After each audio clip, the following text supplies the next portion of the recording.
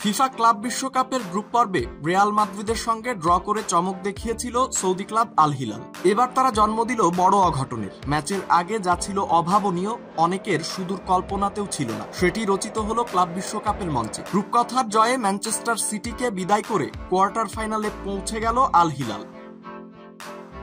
মঙ্গলবার অতিরিক্ত সময়ে গড়ানো রোমাঞ্চে ঠাসা ম্যাচে পেপ গুয়ার্দিওলার দলকে 4-3 গোলে হারায় সৌদি আরবের ক্লাবটি।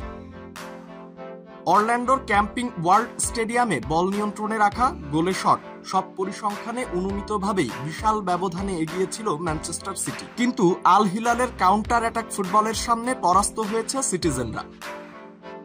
গুয়ার্দিওলার দলের শুরুটা ছিল দুর্দান্ত। ম্যাচের 9 মিনিটে জটলা থেকে গোল করে সিটিকে এগিয়ে দেন বের্নার্ডো সিলভা। তবে দ্বিতীয়ার্ধের শুরুতে বদলে যায় চিত্র। ম্যাচের 46তম মিনিটে মার্কোস লিওনার্দোর গোলে সমতায় ফেরে সিমোনে ইনজাগির দল। প্রথম গোলের 6 মিনিট পর আল হিলাল এগিয়ে যায় ব্রাজিলিয়ান মালকমের গোলে।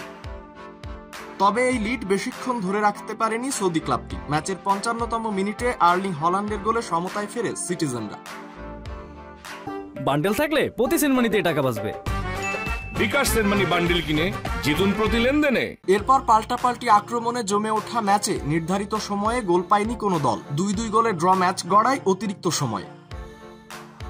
অতিরিক্ত সময়ের 5ম মিনিটে রুবেন নেভেসের কর্নার থেকে দারুণ হেডে আল হিলালকে এগিয়ে দেন কুলিবালি।